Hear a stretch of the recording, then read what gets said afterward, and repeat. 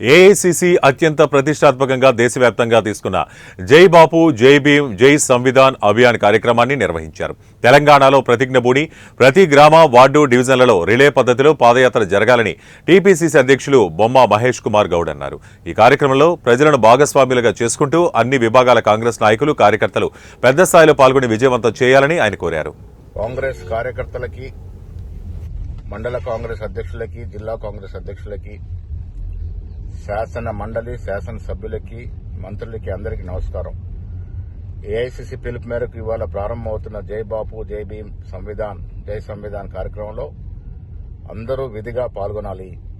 పాదయాత్రల వల్ల ప్రజలతో మనం అమైక్యమైన అవకాశం, ఈ బృహత్తమైన అవకాశాన్ని మీరు సద్వినియోగం చేసుకోవాలి.